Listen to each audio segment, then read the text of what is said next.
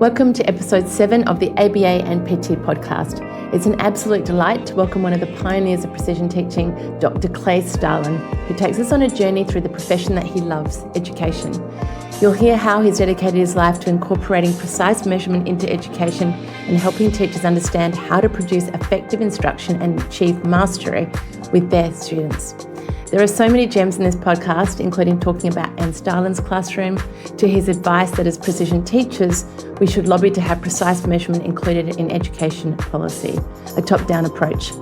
I loved his idea of ensuring video footage of student performance is taken on a schedule to demonstrate meaningful change to go along with charts. We have now scheduled this into our calendars. Thank you, Clay. He finishes by talking about his upcoming book, Weaving Love and Science into Educational Practice, and his use of the term standard learning chart. Enjoy Dr. Clay Starlin. Well, I'm very excited today to welcome Dr. Clay Starlin to the podcast.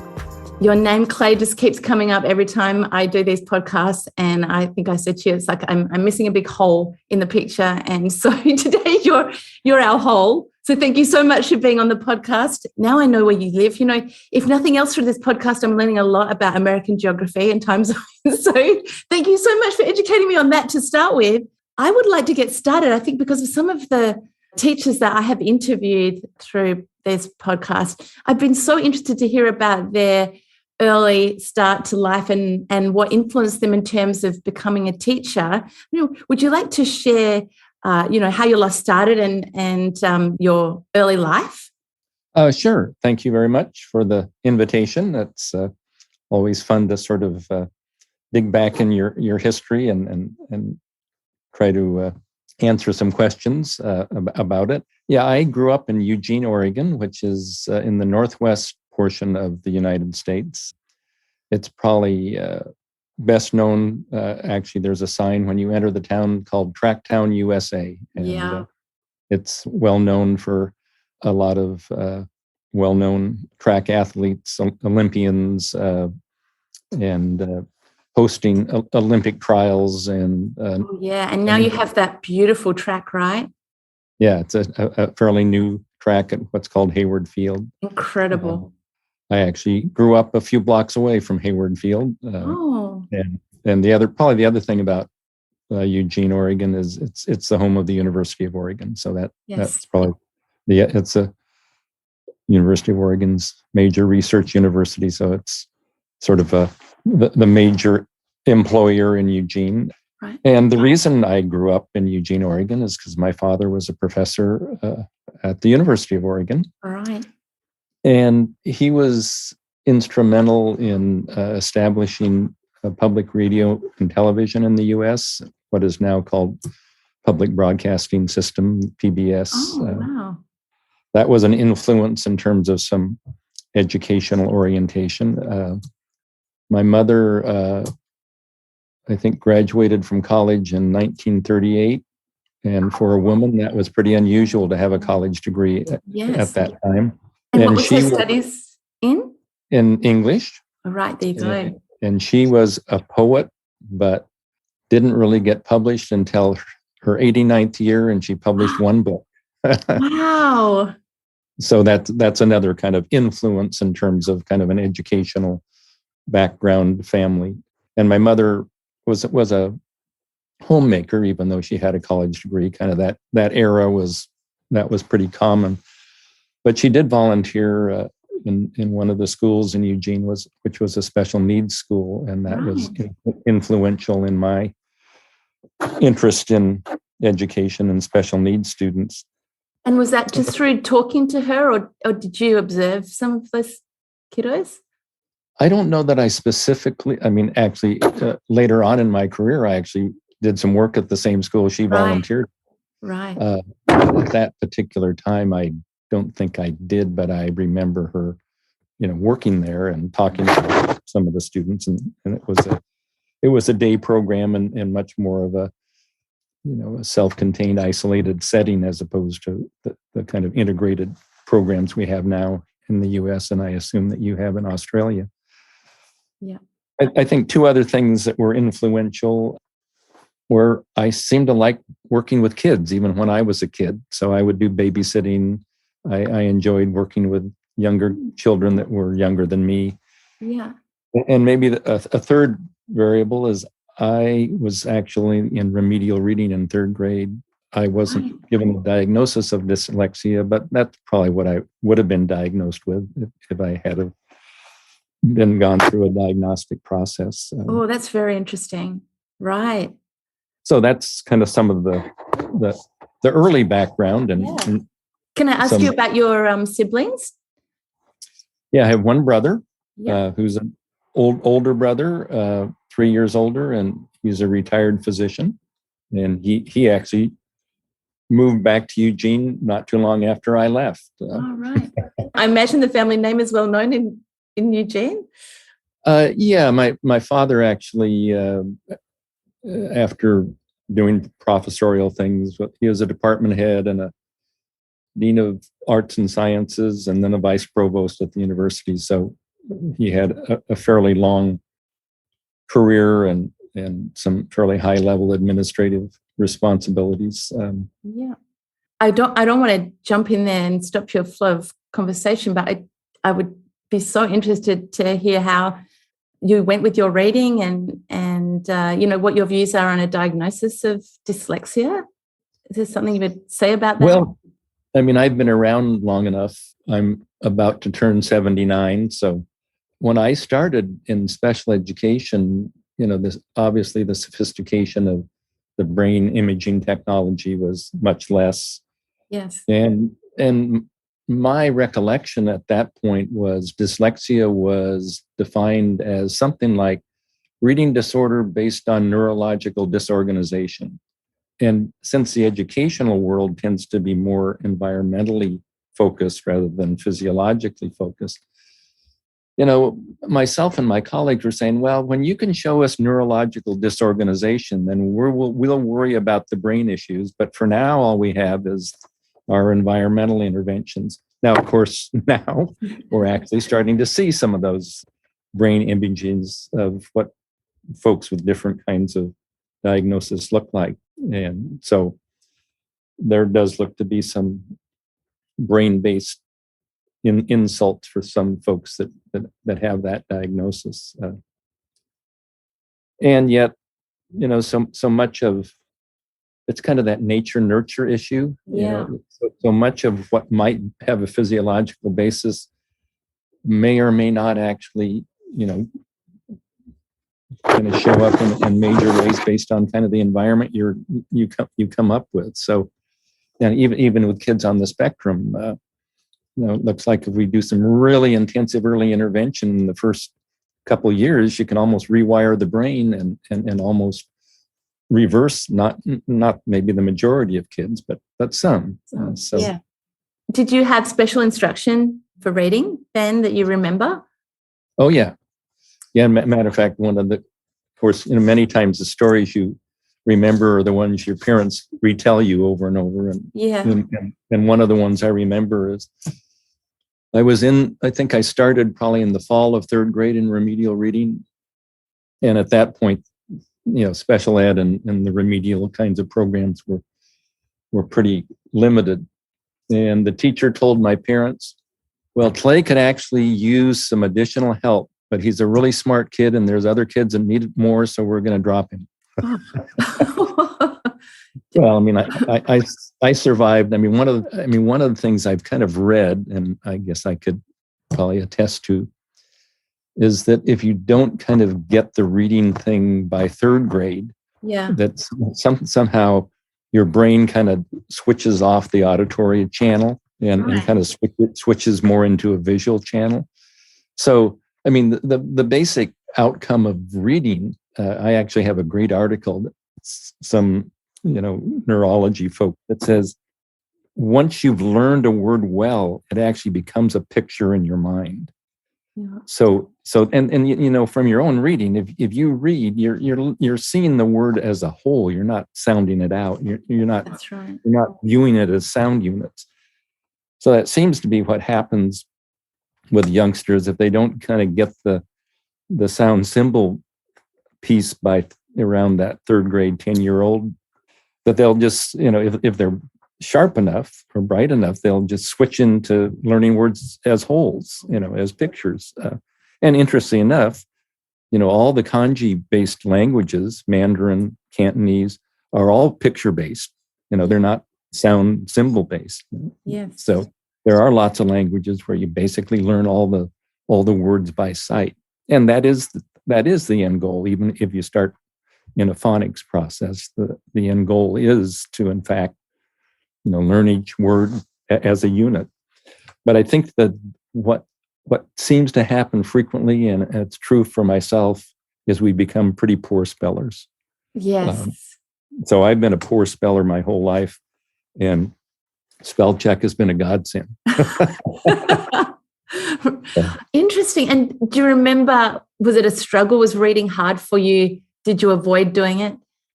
No. I think again, that kind of that environmental thing. I remember being read to a lot. Yeah. Of course, I had well-educated parents. Yeah. Of a middle class, easily middle class upbringing, and so I had those advantages of being able to have that kind of stimulation. So I learned a lot of words by sight. Yeah, right. And did your mum help you? Do you remember? Yeah. So lucky in that sense. Yeah, well, it's good that it didn't impact you, and clearly the evidence you went on to have understanding also of other people's reading challenges. So you survived school well. Did you know early on that you wanted to be a teacher, given your interest in kids and in your early environment? Yeah, well, I think early on I knew I wanted to work kind of with kids, and certainly education is one of the best places to do that from a professional standpoint. Yeah, and it made sense for you to go to the University of Oregon, given everything. That was, it was sort of an obvious choice, given that I grew up there. I actually, looked at, in some graduate. I actually went to both undergraduate and graduate school there, but I looked at other places in terms of special education for graduate school, but it just turned out that there was a fellow named Robert Mattson who was the head of the Department of Special Education, and he was a very forward-thinking person, and he was actually early on bringing some behavioral people to Oregon. Right. One of my mentors was Barbara Bateman. I don't know if you've heard of her. Oh yeah, of course, yeah.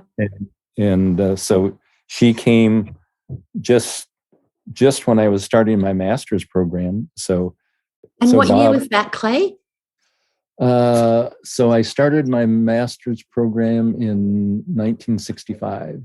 Yeah, right. So Barbara had just come at that point, and so Robert Mattson or Bob Mattson was just building a really good program. And so I thought, gee, there's a tendency historically, probably still somewhat now, is that it's good to go to different institutions to get kind of a mix of information from different people. So that was kind of the motivation. Well, I went to my undergraduate at the University of Oregon. I should go somewhere else for graduate work. But since I was in special ed, I was thinking, why go somewhere else when this program is getting so well developed? So that was kind of when you came in contact with Barbara, had she already come in contact with Eric Horton at that point? No, actually, Eric Houghton was one of Ogden Lindsley's first two doctoral students at the University of Kansas, and he finished his doctoral degree in the fall of 67, right, 1967, and moved to the University of Oregon. Right. And I was just starting my doctoral program at that point. So Abigail and I were both at Oregon at that time, and she chides me a little bit because she took the course that first fall when Eric came. I didn't take it till the spring. Right. And so she says, well, I've been in precision teaching longer than you have. But so anyway, so Eric came in fall of 67, and I was introduced to precision teaching in the spring of 68. So that was the beginning of my introduction to the precision teaching. What a wonderful time to be there and in the very early starts of the chart. And Another piece of interesting information. Have you heard of Owen White? Yes, I have. Sadly, Owen passed away a few years back, so Owen was there at the same time. Right. And was trained by Eric and Kathleen Liberty. Do you know that name? No, I don't know that name. So Kathleen and Owen actually were both at Oregon at that time, and they both moved to the University of Washington and did a lot of work in what they call decision rules, right, about how to make decisions using the standard acceleration data. And interestingly enough, Kathleen's close to you. She's in New Zealand, and she's been there for like 30 years. Oh, wow. I can't remember. Is it the University of Canterbury? Is that a university? Yeah. I think that's where she is. Really? I'm not positive. Now I can track her down. Bless you. Yeah, or I can send you the contact information. Thank you. What was your influence there? I guess under Eric, you ended up studying under his guidance, or who was your PhD supervised by? It was Eric, but it was probably, I would say, Barbara Bateman was the head of my master's committee, and she was also on my doctoral committee. So really, it was sort of Barbara and Eric. That were my major mentors. Obviously, Eric mostly with the standard acceleration technology, and Barbara. I did my dissertation in reading, and so Barbara was really my influence in the reading area. Yes. And what was the actual topic? Daily direct recording as an aid to teaching oral reading. Right. I think that's pretty close. I didn't know you were going to ask me that question. Got to keep you on your toes there at 79. Right. You still got it.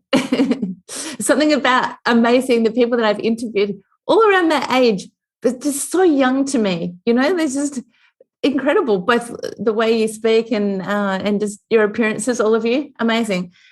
Something about the brain research is showing that if you keep your mind active, you literally continue to grow new dendrites. So I think part of the community that you're interviewing are people that have stayed active and are still interested and energetic. So and you think like coming in contact with data impacts how you view the world and your ability to influence the world, do you think? Yeah, interestingly enough, I'm probably a person who gives equal weight to subjective and objective information. Mm-hmm. And I view them as being complementary. So even though I consider myself an educational scientist, I also trust like teachers' judgments and parents' judgments. I kind of want, are you familiar with the IEPs that we have in the U.S., the individual education programs? So if I'm sitting in an IEP meeting, I feel most comfortable when the objective data and the teacher and parents' opinions match. Now, if they're discrepant, I don't necessarily trust the data over the teacher or the parent, but I want to know why they're discrepant. But I think it's important that and the data points only give you a snapshot, in time, and teachers and parents get gestalts of the whole person. And so I think it's important we can continue to trust that observational information as well. Yeah, that's helpful.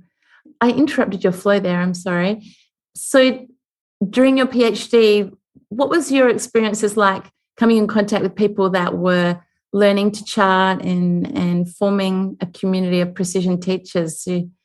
Did you meet up with these people? How did you develop your, verbal behavior around precision teaching? One of the kind of fortunate things that happened during that particular time when I was in my doctoral program was we got a grant that was pretty substantial that enabled us to work with the Eugene School District and 2 contiguous school districts. Right. And so we actually had a cadre of teachers in each of these 3 districts that voluntarily participated. And I think, early on, it was it was novel enough that a lot of people were really interested. Well, I don't know if you know some of the history of paradigm shifts, but there's a book called the I'm not sure I'll get the exact title, the something of scientific revolutions, but it kind of talks about how paradigm shift, and the simple analysis is initially they're ignored because they don't threaten the existing paradigm. Then they're attacked, and finally they're accepted. And so kind of early on, we were kind of ignored. Yeah. And there were people just interested and they participated. And then the attacks came. I mean, I remember being on panels, and like I remember being on one panel in particular where I was a keynote speaker, and then the keynote speakers had a panel, and then there was a reaction group. And one person asked me, said, well, you sound like you're a behaviorist, and very negative, very kind of hostile. Right. And my response was, which he didn't like, but was the right response, is like, well, I'm not sure what you mean by behaviorist. If you explain it to me, then I'll tell you whether I am one or not. He couldn't explain what he meant. He just knew he didn't like those people called behaviorists. So there was certainly, and interestingly in this country now, like you have BCBAs. You wouldn't think of that 20 or 30, let's say 30, 40 years ago. That there was just too much hostility around Skinner's work, and, that we're manipulating people and we're evil, etc. So, yeah. Was that an education conference where? Yes. Yeah. So do you want to talk a little bit about that grant and how that played out? Like you say, not sure I'll remember the exact number of teachers, but I'd say 20, 25 in each of the school districts. So we're up in the 50, 60 range of teachers that was actually part of my support in my doctoral program. So I'd go out and actually work with the teachers, and we'd look at charts and make decisions about students' performance.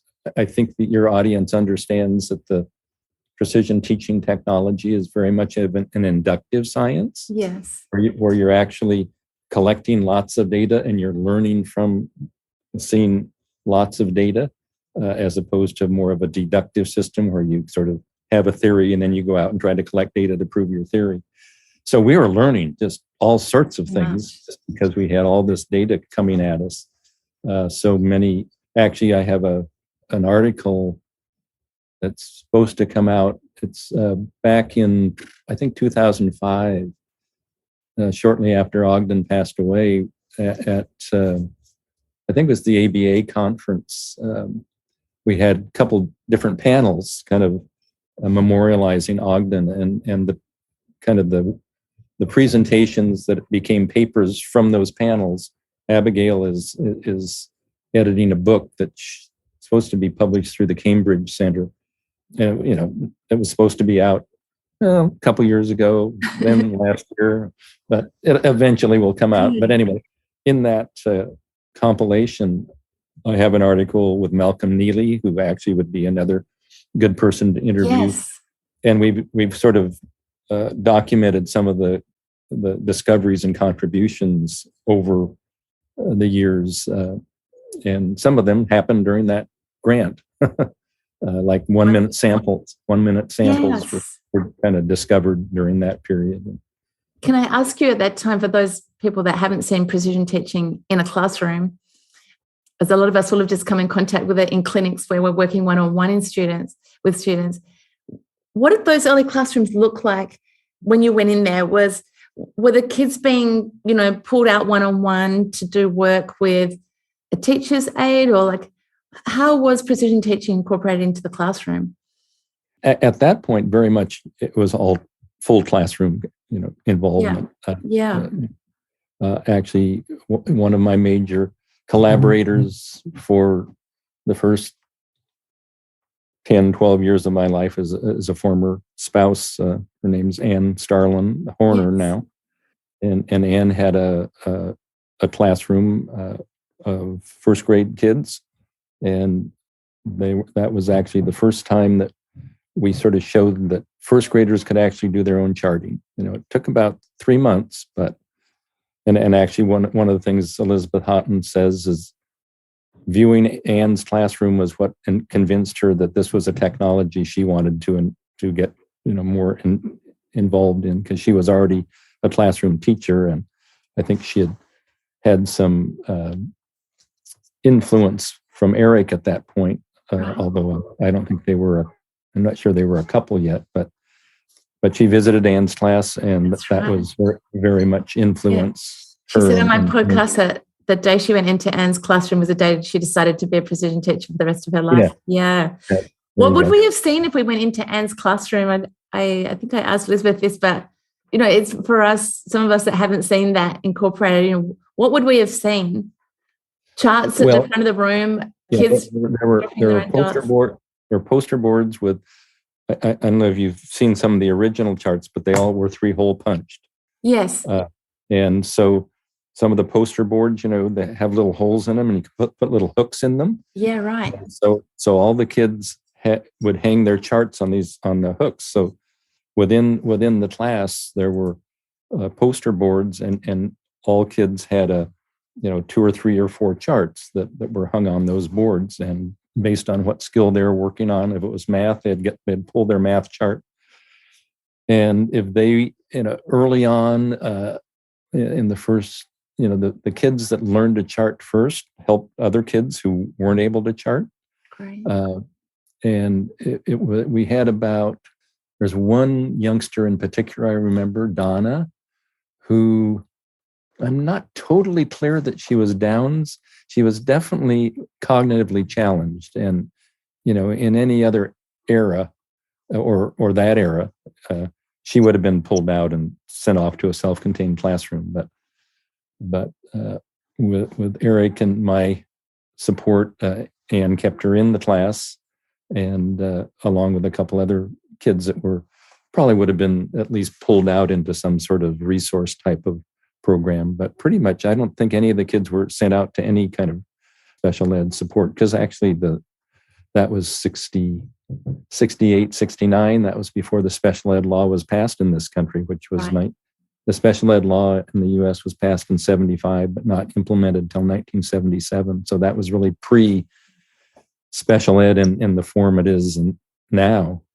And so how much of the day would they have been grabbing charts, doing timings? How much would that take up? 2/3. 2/3 of the day. Wow. Oh, yeah.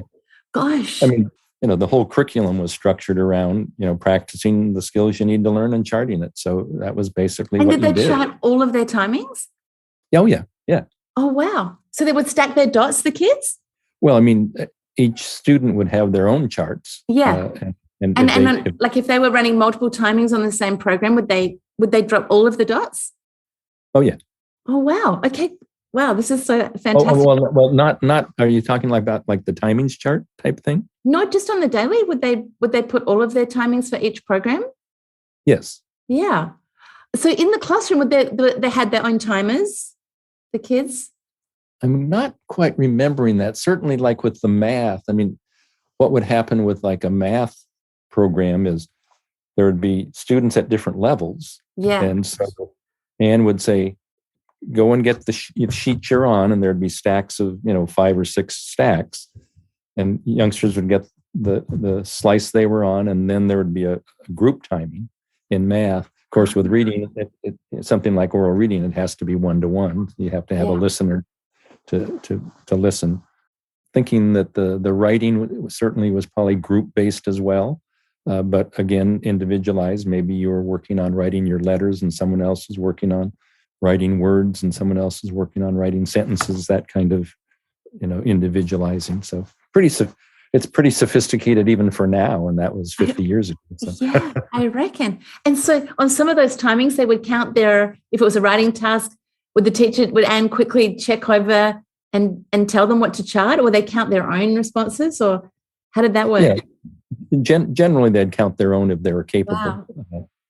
And of course, this was first grade. So as you moved up into the higher grades, so some of the teachers we were working with, their students were much more developmentally capable, and so they could handle a lot more of the recording and charting than first graders. But I think what happened and Ogden was particularly excited about it. It was sort of a way of proving that this chart isn't so complicated. First graders can do That's it. right. That's right. That's really against the argument that this is a complex thing to do. And what became of those schools and teachers? Did those practices continue? No. No. I mean, that's probably the history of precision teaching and it's my history as well, that places I've been that I've implemented the technology, I've left and it's gone away. I mean, a lot of people in the precision teaching community have basically left the public sector because of the frustration of lack of maintenance and lack of support, and ended up in learning centers. And so that's kind of, and I have not given up on the public sector, because I think that is the place where the disenfranchised children of the world need to be supported, because they don't have the resources to go to a private tutoring. So I'm still very committed to work. And because there's so many hours in that system, right? There's so much time. Yeah. And it's interesting, like things like medicine. It was in 1905, there was, I think, a report called the Messler Report. I'm not sure I'm getting the exact word correct. But that was sort of the beginning of medicine moving out of kind of the snake oil salesman period, and actually getting their training and their technology. That was kind of a beginning, and education just needs to do the same thing. We just need to get our kind of scientific act together. But part of the problem in the public sector is it's incontingent. Like if teachers for years and years have students that don't learn, they continue to get paid as long as they haven't done something unethical or immoral. But in the private sector, if your product is consistently, not effective, you go out of business. So that's part of the problem we have in the public sector. Is I'm not really one for merit pay, but there needs to be a system that says if your students are consistently not learning, there needs to be some correction. And you must accept it, or you must leave the profession. I mean, we can't. It's sort of malpractice. And now you can't guarantee that all children will learn any more than you can guarantee you'll cure cancer. But you must keep trying as long as learning isn't occurring. And so that's really the message of the technology. That gives us the feedback loop to say, oh, still not making it. We need to try something else. So try again. And is that not part of the problem? Is that charts do show up if teaching is not effective, and then you have a problem on your hands. Yeah, in my teacher supervision periods of my career, I had a fair number of teachers who didn't want a chart because when they did, they weren't seeing success. But of course, that was partly. Actually, one of the things I learned in teacher supervision was I had to think of my teachers in the same way we think of some of the various categories of special needs kids. I had some cognitively challenged teachers. I had some with emotional issues, and I had to think that way so I could work with them to support them so they would support their students. So I couldn't throw up my hands and say, this teacher doesn't want a chart because she's consistently or he's consistently not being effective. I needed to help them be effective. Yeah. I needed to understand what their personal issues might be about the technology or just in their life, why they weren't being successful at school because they had a horrendous home life or whatever was going on. Yeah. I had to think that way about the teachers I was supervising, as I hoped they would think about their own students. Yeah, I think Elizabeth said to me, well, apart from the fact something similar to, it takes a lot of heart to chart, but she said, I think her quote was, without the heart, I might not have stayed a precision teacher because it's a lot to learn. It's just, right. It's ongoing, isn't it? I mean, she's at her age, she tells me she's still learning every day, and so it's a lot to learn. So here you are. Sorry, Elizabeth and I are the same age. So. Yeah, just babies, really. Right. I can't wait to hear what you're actually doing now, but we've got just a couple of decades to fill in there. So here you are doing your PhD. What happened post-PhD?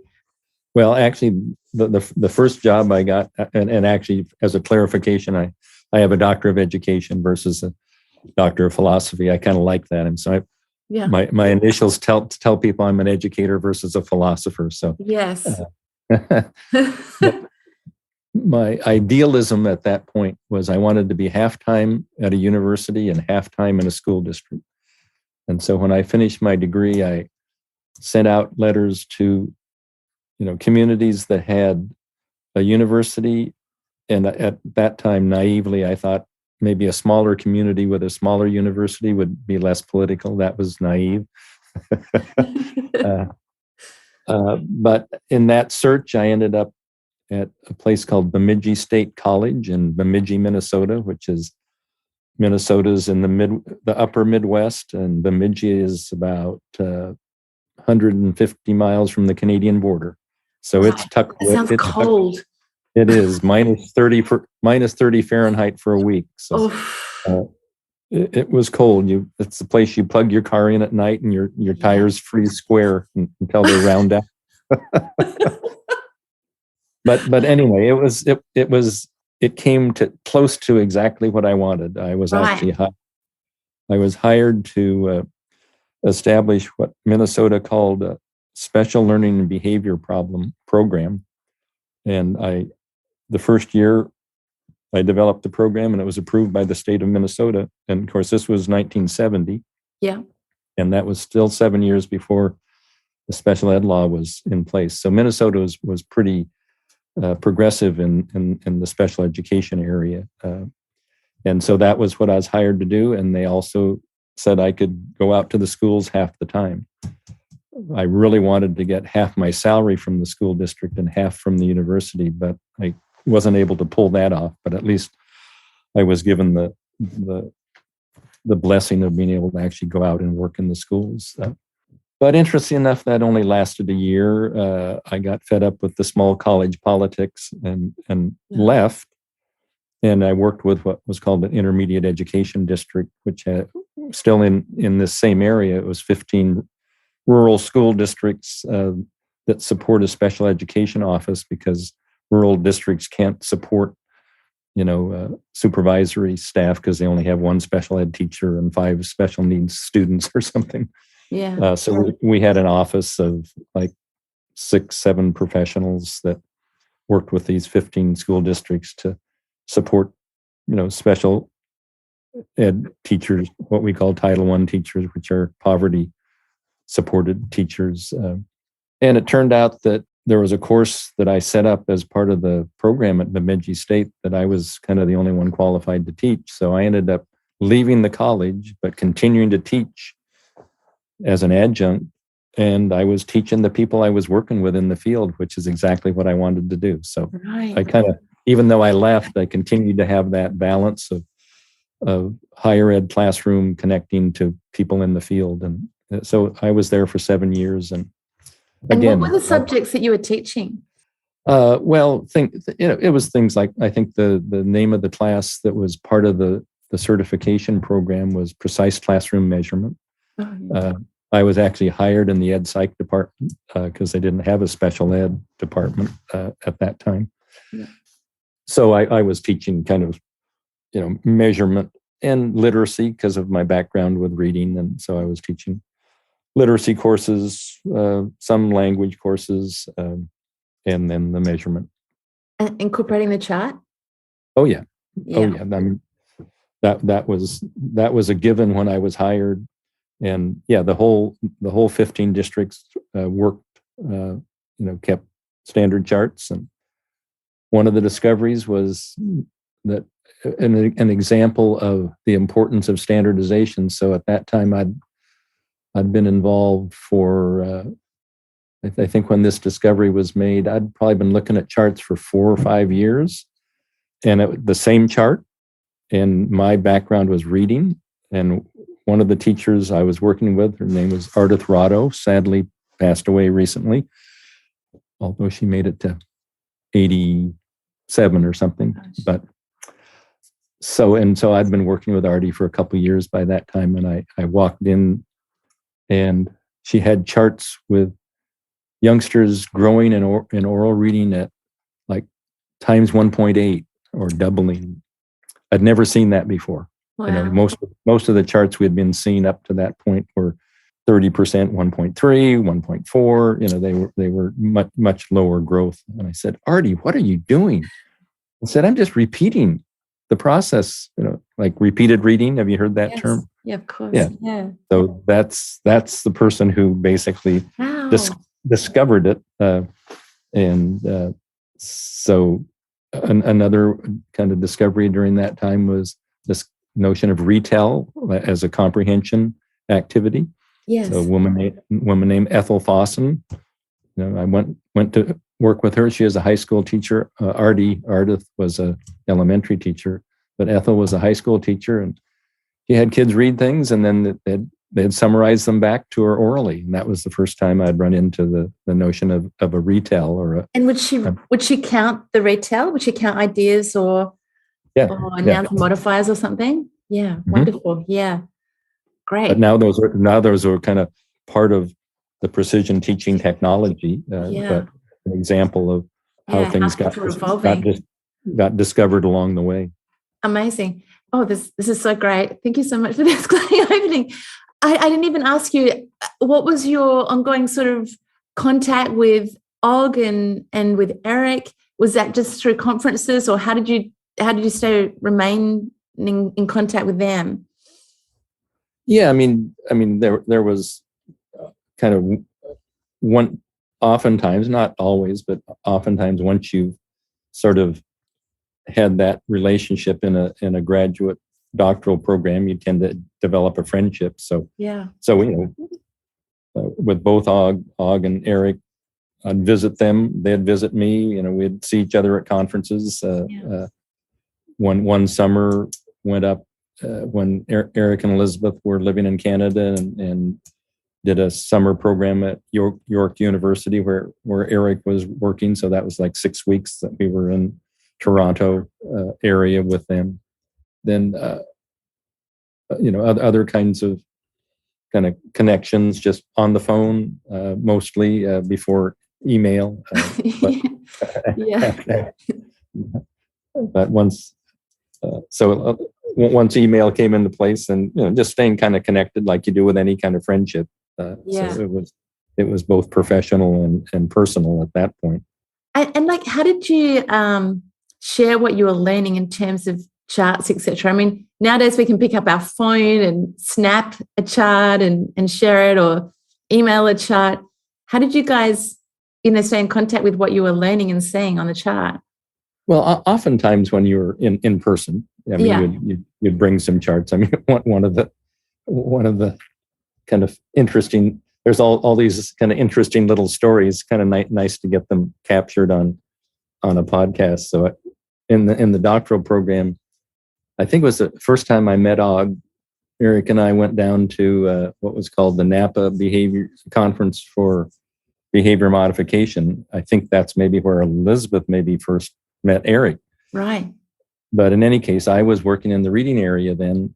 And so I told Eric that if you counted syllables in silent reading, you'd be over 1,000 a minute. Oh, wow. So it go off the top of the chart? That's right. So he was so excited. I remember 2 a.m. in a hotel room in Napa, California, Eric telling Og, we're going to need a 7th cycle on the top. But it's sort of a misnomer because you're actually not pronouncing the syllables when you're reading silently. So it's not really a true behavior. But it was an interesting little story. Yeah. Interlude. Talking to people out the chart, they go, what behavior occurs at that rate? And there you go. I can say that now. What other behavior occurs at those kind of rates, Clay? Well, silent reading, certainly. I mean, if you think of silent reading in terms of words per minute, there are people who read in that 400, 500 words a minute. I think you get into some of the musical things like playing the banjo or something. You can get some of those really high frequencies. Maybe finger tapping. Get higher frequencies.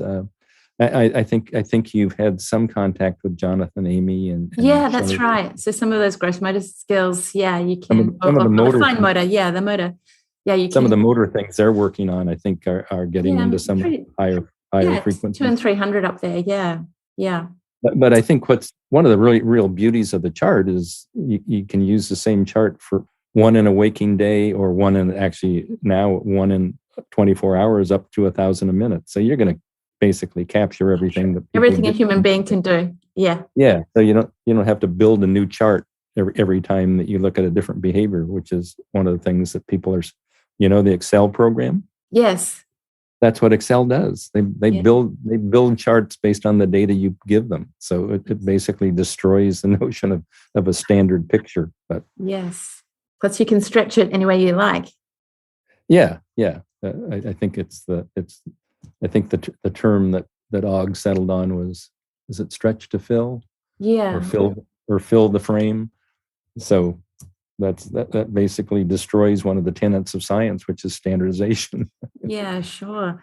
Now, on that note, you said it's nice to share some stories. Is there any story about Og? I've had some funny stories shared with me, and I guess as I start to research and watch what I can find, and he had an amazing sense of humor, didn't he? He did. Yeah. Well, actually, one of the ones that I found most profound, and I was kind of excited to be a part of it. He had, in the mid 60s through the early 70s, he had what he called short courses. Yes. And in June of 69, I went to one, and I got there a little early, and I was in the research house that he basically had with his graduate students, and it was just he and I, and he was in his office, and I was in another office, and he came running in and said, "Clay, look, the cumulative quarter was in a multiply scale." And he hadn't known that before then. So if you look at the cumulative recorder little kind of charts that'll show up on cumulative recorder records, it'll be 2, 4, 8.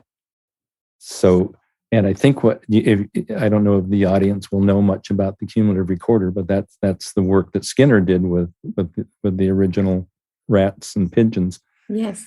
And so the cumulative recorder would actually, record with a pen, but then it would get to the end of the sheet, and you'd have to change the speed, and they would double the speed. That's what, and of course, that's what ended up being the significant part of the standard chart, that we have a multiplied chart rather than an add times chart. 2 across the chart. Right. Yeah. Yes, but just the whole chart itself is a multiplied chart with each of the 6 cycles, as opposed to an add chart where all the spaces would be equal. And of course, what Ogden would frequently mention about there are lots of problems, but one of the major problems is the add charts amplify small effects. Yes. And so it basically inflates things and makes you think that the impact is greater than it is. And one of the things I've kind of fussed with, I had this concept called behavioral impressive change, BIC, and it's tied to the chart. So it turns out that there's some research that suggests that people actually can sense differences in multiples fairly easily. So the difference between a youngster reading 50 words a minute versus 100 words a minute versus 200 words a minute, or someone typing at 80 words versus 40 words versus 20 words, without any data, your senses pick that up. Yeah. And it turns out, if you look at all the various sensory scales, luminosity scales, or audiometric scales, or pH scales, they're all at times 2 or more as they shift. And so one of the cool things that kind of creates is that you're not going to get a dramatic change graphically on the standard chart until you get about in that times 2 range. Yeah. You're going to bisect the right angle, and your senses will pick it up also at the same time. So that's what we call social validity in the research world. Right. Yeah. You have objective graphic information that also matches your senses about that's real change. I mean, in the research world, there's always this debate about statistically significant change and practically significant. And there's always this now, oh yeah, it's a 0.01 or it's a 0.05, but does it really matter? And I think what the chart does for us is if it's times 2, it really matters. You're doing something that's really effective. Yeah. And that's really powerful because we want to figure out what interventions are most effective and most efficient as well. Yeah. And to change something when it's not. Absolutely. Yeah. So that just brought up something for me. I guess I really got in contact with what you said there. I'm a sprinter. And so, you really know when you've run, you get in contact with that feeling of running a PB. Last night I screamed out, come on, right. When I crossed the line because I had a personal best and I could feel it, I knew. And it wasn't perfect technique, but it was faster. So, one of the important things from everything that's been shared with me is how important it was to keep your own data back there. So Kendra has a beautiful thing that she says, you've got to live it to give it. And back then, were you charting your own data? Were you supervised to keep data on yourself? Oh yeah, I mean, I had lots of different personal projects as well. What are some things you charted about of your own behavior? I used to chew paper a lot, kind of as a nervous habit. So yeah, I worked on that. I can't remember. I smoked for a few years, but I think that was before I got into charting. So that wasn't one. I'll tell you, one of the most recent ones I've counted is thank yous received and thank yous given. Oh, that's nice. And that to me is a marker of how you're showing up in the world. Yeah. Because most of the time you don't get thank yous unless you've been doing something nice for people. So it's one I encourage. I'm kind of working in an adjunct status now at a university called Worcester State in Worcester, Massachusetts. And so I encourage the teachers I'm working with now to have their kids count that, because a lot of the youngsters that we're working with in the special needs world aren't getting a lot of thank yous received, and they're not necessarily thanking others because they're not feeling that they're getting a very good shake in life. So it's a way to. That's so nice because there's a big movement in the world, I guess, to practice gratitude. Right, exactly. And to, in amongst everything that's occurring in COVID, I guess a non-behavioral type, sort of discussion around gratitude, but that it's important. So there you go. You have an intervention to. Yeah, well, I mean, I've actually written a little bit about that, and it's a way to sort of quantify gratitude. Yeah. One's you're giving and one's you're getting. How nice. Where would we find your writings on that? Is it appropriate to share the screen on this on the podcast? No, no, because they won't see you. But if I can get some resources from you afterwards, I can share them in the show notes. And you have a lot of resources to share, actually. But that does bring up another question because, so many times your name came up in this podcast, but one of them was as a contact for a counter that you can wear on your wrist. Well, so many things that have occurred out of this podcast, but my own team of 13, we started, tracking positive statements or positive feelings. And, it's difficult to do when you're working with kids and you already have a lot of counters in your hands and time is going off everywhere. And so you have a really beautiful hand counter. Can you talk just briefly about those? And then I'll share in the resources section of the notes where people can obtain those. Yeah, I mean, it's actually something that a Native American couple that are friends, the lady, her name's Eileen Standing Bear, and she's the one who's been making the counters.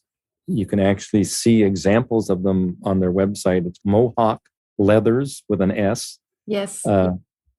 And she's certainly willing to actually talk with people or do a Zoom with people to actually individualize the counters. But basically the counters are set up as an abacus system. And the ones she's made recently have 4 double strands. And so with each double strand, there's a ones column and a tens column. So you push the beads down to count up to 9. And then once you hit 9, you push all the 1 beads back and push 1 10 bead down. So you basically can count up to 99 on each double strand. So if you have 4, then you could be keeping track of 4 different behaviors. And as you say, if it's a wrist based, then your hands are free. And all you have to do is move the bead when you see the behavior you want to keep track of.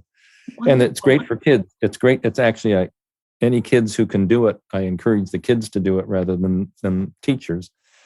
And they can actually make their own as well. We've had situations where we just brought in the various parts of the counters, and they can choose their own beads. And we use like pipe cleaners. They can choose the color of beads, color of pipe cleaners, and basically make their own. But of course, Eileen's making them, and so. Wonderful. Last week, I started consulting to a school for the first time, and I had a group of teachers with me on Friday getting very excited about the chart. So I'm really hoping they're going to listen to this podcast and get excited by what you just said about kids coming in contact with counting their own behaviours. And that's wonderful. So I went a little bit off topic there, because now you are working in the school district. And how many decades do we have to fill in? What has your time been filled with since then? Yeah, well, so I think we left myself in Bemidji, Minnesota. So yeah, that's right. I left there in 1977, and for the next 5 years, I kind of freelanced as kind of an educational consultant. So nice. I did a variety of things. And where were you living then? Let's see. I left Minnesota. I moved to Kansas, and then I moved back to Oregon, and then I moved to Louisiana. So that's the Midwest, Northwest, Southern United States. You went on a trip. Yeah, and one of the projects we worked on in Louisiana was to set up an early childhood screening program for the state of Louisiana. So that's how I got to Louisiana, and then the funding ran out for that, and I was sort of without work, so I got involved in a state office program of what at that time they called the Office of Mental Retardation and Developmental Disabilities, which was really the first time I'd kind of been out of the education area and more into the adult population. Unfortunately, Louisiana I think they had like 9 institutions, because it was politically expedient to have an institution in every region of the state. So they actually probably had more than they needed, and actually part of the work that I got involved in was to remove clients from those institutions and get them into group homes and supervised apartments. So that was kind of what the job was. And I had a couple of colleagues that were working there, and they were charged with sort of getting folks out of institutions. So that was our charge. But and then what was it called then? Was it still behavior modification then? No, I mean, I kind of was, there wasn't much of a behavioral orientation during that era. That was the one job I had that I didn't like, but I sort of ended up in Louisiana, ran out of money, ran out of funding. So it's like, I should probably find something to do here. Wow, what an experience. How long were you in that program? 3 years. Yeah, wow. And did you ever manage to incorporate any measurement into the program? Not really. I mean, I was my first position was like coordinator research and training, and then I moved into coordinator of case management, which I knew nothing about. But my supervisor thought I had enough management talent that, because I was working with the social workers who were the case management supervisors for these different regions, we were setting up to kind of create a more community-based service system. And so it was, it was interesting, but it wasn't really something I felt that I had a lot of expertise in. So after 3 years, I moved back and took a job at the University of Oregon. So, coming full circle, yeah. Yeah, but that's an interesting exposure, though. Looking at adults in that type of environment, interesting experience. Yeah, and sadly, I mean, part of the reason I mean, besides I wasn't overly enthusiastic about the job, another reason is the governorship changed and they removed the assistant secretary that was moving down this road of getting folks out of institutions, and they put in one of the superintendents from one of the institutions, and that person started to roll everything backwards again. Oh. So that was another reason to leave. Yeah. And then so at University of Oregon, you were lecturing in education? No, actually, that was one of my most favorite jobs. In the U.S., we have what's called the Office of Special Ed Programs, which is a federal office, and this is oversimplification, but two of their main functions is to go out and monitor states and local districts to make sure that they're implementing the special education law. Now, that law in the United States, the acronym is IDEA, standing for Individuals with Disability Education Act. So the Office of Special Ed Programs is in charge of making sure that program is implemented correctly, because all the states and districts are getting federal money to support students with special needs. So that office kind of has these two functions. One is to go monitor, and the other is to provide technical assistance for the areas that they find that are deficit. And they set up program called the Regional Resource Center System, and that was the technical assistance arm. And there were 6 centers throughout the country, and one was at the University of Oregon. Right. So that's the agency I went to work with, and basically it's in the university world. You kind of have 3 legs of the stool. You have research, teaching, and service, and so this was part of the service world. And we worked with 8 of the U.S. Western states and 6 U.S. territories.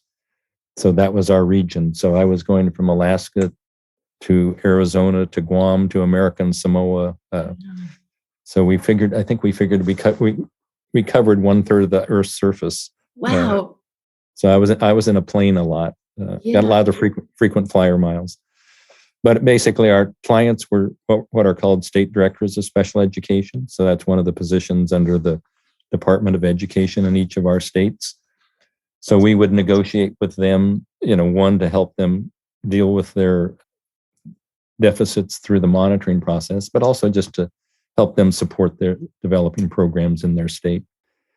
And I learned some very important lessons. Like, we were assigned different states, the professionals within the office, to just be kind of the point person. And my 2 states were Alaska and California. And in 15 years, I worked with 8 directors of special education in Alaska. And that taught me that if you invest all your energy in people, they go away. Yeah. But if you invest it in policies have a tendency to stay. So I think it's one of the messages that we need to learn as educators, that we need to get smarter about policy. For instance, if we had in policy that you will use the standard acceleration chart, people would use the standard acceleration chart, because in this country, we have policies that say you will use this certain kind of test. In Massachusetts, where I live, it's called the Massachusetts Comprehensive Assessment System, and every child must take that test to graduate from high school.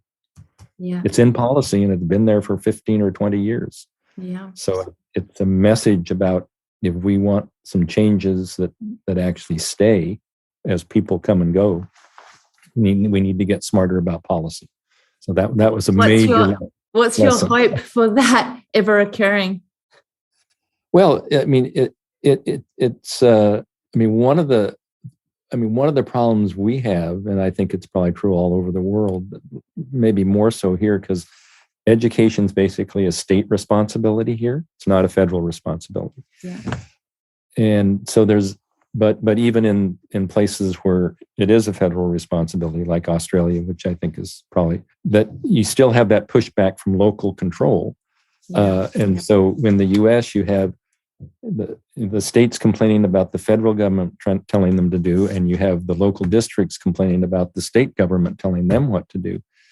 And so a lot of times that creates very generalized policies rather than very specific policies. So we'll say in a policy, the student should be a proficient reader by 3rd grade. What do we mean by proficient? That needs to be defined in policy. so that we will hold people's feet to the fire about proficiency means 200 words a minute in oral reading. That's what that means. And in other areas, and if that once that's in policy, then we have a standard that we can use to make sure that students are actually getting to the levels they need to get to be functional folks, or finding prosthetic supports that will help them get as functional as possible. So it's certainly doable, but I think we haven't thought about doing that as effectively and spending some energy on. I mean, there are people that's their profession, is writing policy briefs and really getting smart about lobbying legislators to change policy. And I mean, there's a group in the U.S. called the Association for Supervision and Curriculum Development, which is one of our biggest educational groups, like 200,000 members. And it's kind of an interesting group. I kind of like it because it has professors, has curriculum specialists, has teachers, has parents. And so it has a cross-section of all the folks involved in education. And in 2014, their journal called Education and Leadership, the whole issue was devoted to mastery. And the one quote that I pulled out of one of the articles that really struck me, that I've used ever since, is all educators agree that we want to get kids to mastery, but we don't agree on how to define it. So that's kind of a problem. Yeah, that's a big problem. Right? It's sort of like, we all agree we want to get kids to mastery, but we don't agree on what it is. So that to me is something that really, and we know what it is in the precision teaching world. Yeah. We need to get that communicated. And it's pretty easy. I mean, I just, like every class I teach with teachers, I have them do a reading, writing, and math sample. And then I post all the scores and say, and this is what mastery is. Look, you're right in the middle of it. Because, if you've had enough practice and you're not impacted by developmental or environmental or physiological problems, then you will get to those levels of kind of competent performance. So we kind of know where they are. We just need to get them in policy so everyone else knows what they are.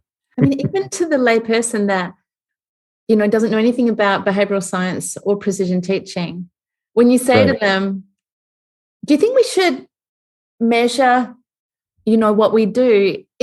It's a tenet that applies to everybody. Yeah, we should do that. If you run a race, you want to know how fast you ran. So it's standing back from the complexity of understanding a chart. Yeah, the philosophy of measuring what you do to make sure that you're getting better or improving or changing something seems such an obvious thing. And yet, one of my big stands is we have a insurance scheme in Australia that came in a few years ago called the National Disability Insurance Scheme, which really for the first time affords funding for people with disabilities. But guess what?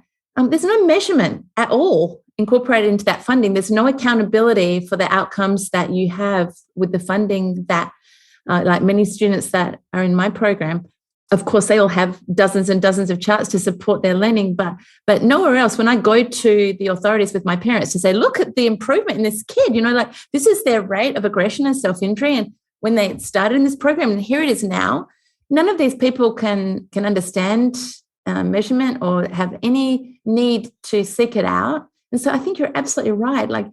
I do have a little hope because there is a politician in Australia who has a son with autism and lobbying on exactly this front to measure something to show that all of this money, billions of dollars are invested and making a difference. And so I think that's very inspiring to say that, starting at the bottom is important. Of course, you want to impact as many students and parents as you can, but, they move on, especially if they chart well. They get better and they improve and then they just move on with their lives. But yeah, starting at the top, I really like that.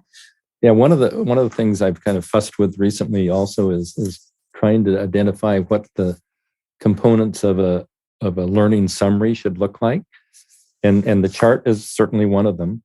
A record sheet or data in the actual numbers in a computer or someplace. So you sort of, I don't know that we need that, but some people want it. So it's probably an important, in other words, if you have the chart and the data is there, then the need to look at tabular information is obviously not as needed, but some people want to know the exact number because they can't distinguish 16 from 17 or 50 from 54. Yeah. So I think that's a second part. The third is the impressions of the participants, but maybe the most important one is the portfolio. That if you get a video record of a youngster, even if it's a 30 seconds or even 15 seconds of their behavior, and let's say in our school year, it would be September, January, May, and laminate those together. And if there's improvement, you'll see it. And if there isn't, you'll also see it. Yeah. And if you're making dramatic improvement, then that's going to be a dramatic video. And you can say the way we got that improvement is having charted data that we could help us make decisions and make sure the student was continuing to improve. But the portfolio is the one that gets legislators and resistant parents and the public on board.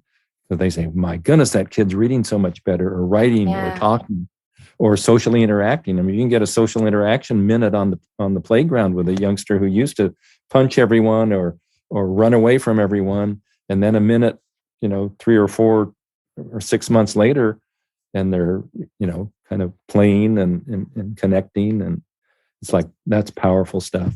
Yeah, that is powerful. You're right. We try and do that with our kids. We have something we track called SASs, like stutters and additions, repeats.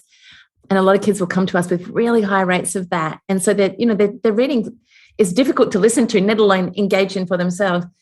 And then, like after 40 hours of reading instruction, they're just like reading with prosody and, they're smiling and enjoying the process. And it takes a lot of discipline to go, right, let's get this video, because it can be a barrier having technology. And I think the way that I found it kind of helps is if you schedule it. Yeah, you schedule it in the calendar. That's going to be the fourth Friday of September and the fourth Friday of January and the fourth Friday of May. Yes. And that's when we're going to do videos. Yes. If you put it in your schedule, then it sort of becomes an event, and your you should have all the technology ready, and everybody kind of, so that seems to be a major help to kind of make sure you get those video records.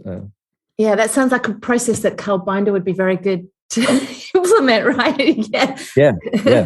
Yeah. Having the tool skills to be able to do that proficiently, because there's just a lot of, even in a small clinic, there's just a lot of work to make that happen. You've got to have consents in place. You've got to have the right equipment. You've got to be able to upload it and make sure it's private. There's just a process involved in being able to do that. Okay, you've motivated me to get that in place, and that's a very, very good idea. Amazing, Cleve. What else would you like to talk about? Because we're still missing a few decades, I think. How long were you at the University of Oregon lecturing? Or are you still there? I left in 2008. Yeah. Because I met my lovely current wife, who happened to be teaching at Worcester State University, which is why I'm in Massachusetts, working at Worcester State University. That's right. So I've been in Massachusetts since 2008. And what have you been doing in that time? I mean, one of the things that sort of not too many silver linings with the pandemic, but last summer we were scheduled to spend 2 months in Europe, but instead I spent 2 months finishing the one and only book I'm going to write. Yes. And I'm currently actually have the galley copy, and it should be out in another month. Amazing. Tell us about that. The title is Weaving Love and Science into Educational Practice. It has 3 parts. The first part is called The Science of Education.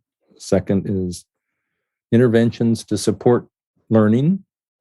And the third is Love Education. So that's the 3 parts. And interesting enough, the first time I heard love and science being used together was a presentation that Ogden made at this Napa Behavior Modification Conference I was mentioning earlier. I think he may have heard the phrase from a Egyptian American educator who said, when love and science are united in one being, an educator is born.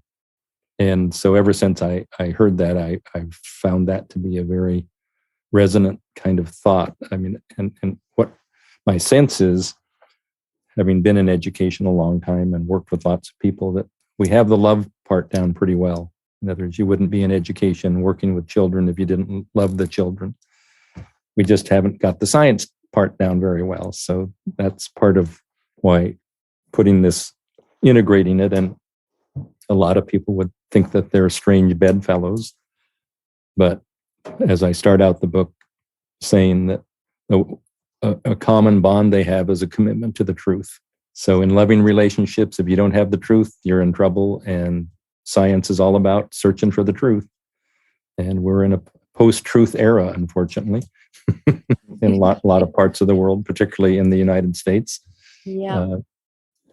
And so, and the real goal, and it's a difficult goal, is it's really written to parents and teachers. It's not written to university colleagues, and yet, in order to explain the standard, acceleration technology, there's some technical detail that's necessary. So it's in there, but I've tried to make it as user friendly as possible. Matter of fact, I actually use the term the standard learning chart instead of the standard. I heard that. Elizabeth mentioned that. Chart. Yeah. And I footnote that the technical name is the standard acceleration chart, but since this is a book about education, I will use the term standard learning chart, and that tends to resonate with the lay public and the teaching public.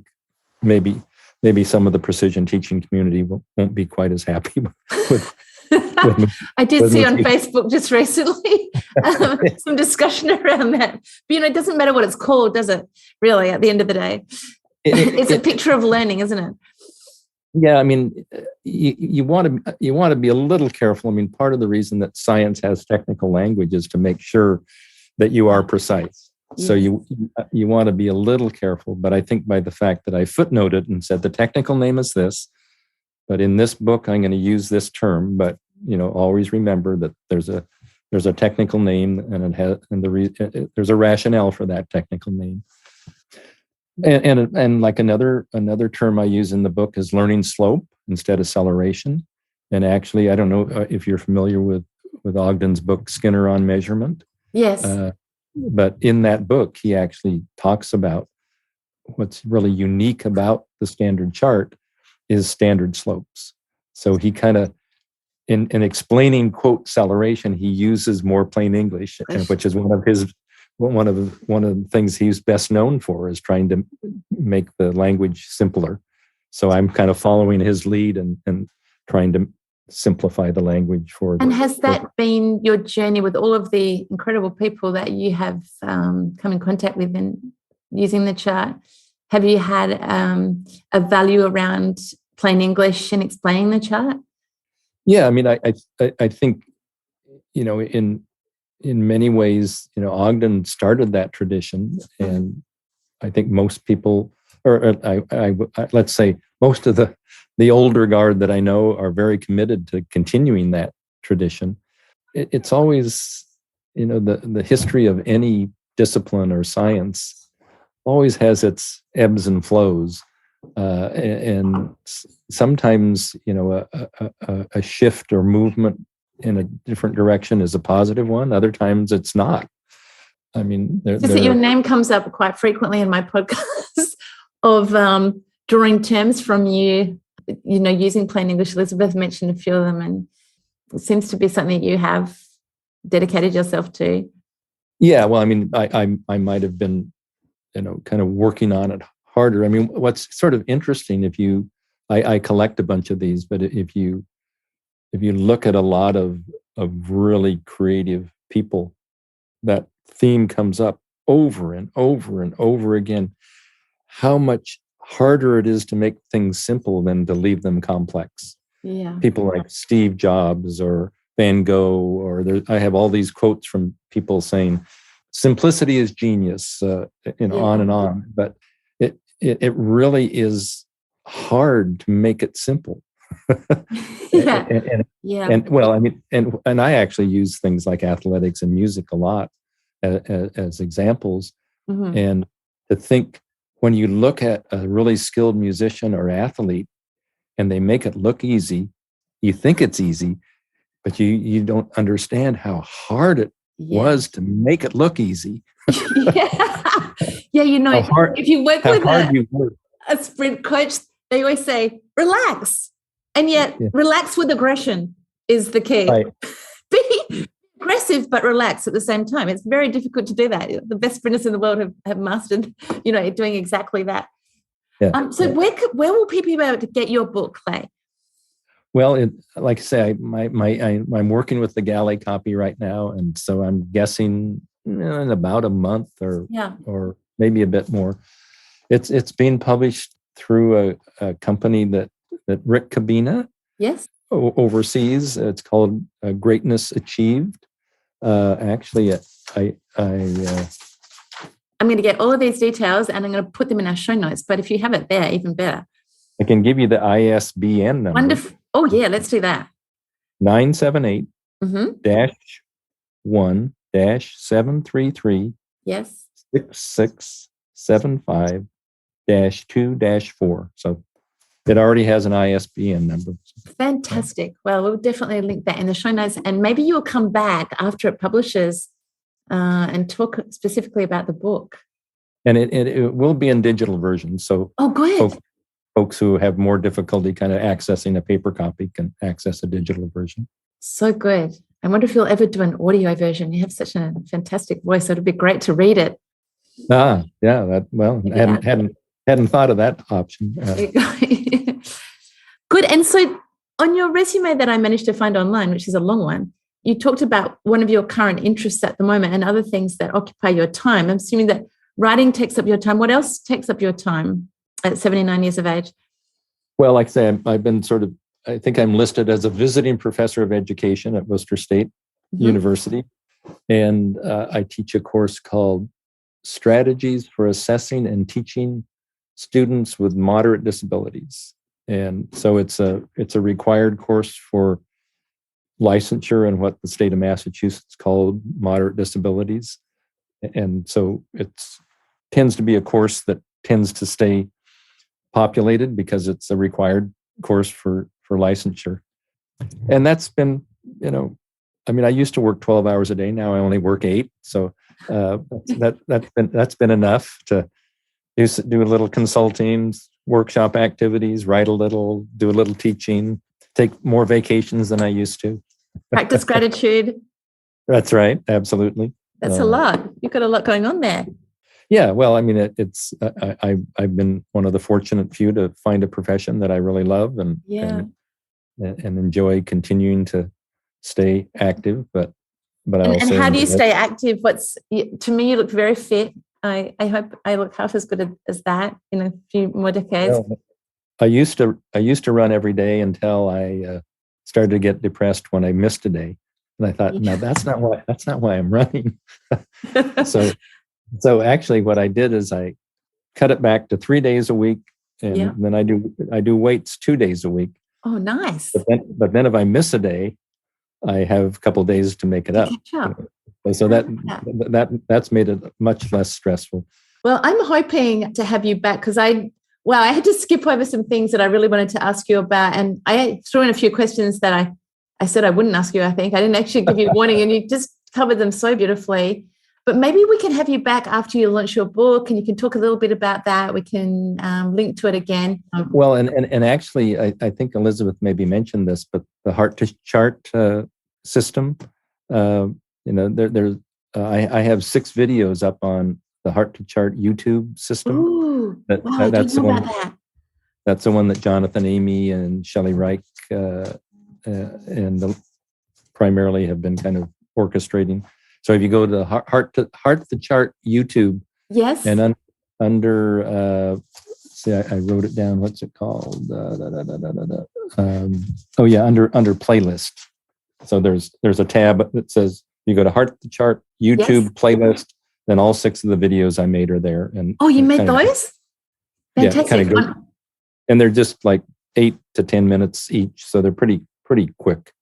And it kind of goes through part 1 of the book. Goes through the kind of the science of education. Oh, wow. Portion. That's a fantastic resource I can send my teachers to. I love that. Well, look, on that note, I promised to take up an hour of your time and I've almost double that. There we go, times 2 celebration for podcast recordings. So thank you so much. We would love to have you back if you have the time. And thank you for sharing some wonderful stories and talking about the heart and love and science. I love that. Elizabeth calls that. And yeah, just sharing everything that you have dedicated your life to. It's been wonderful.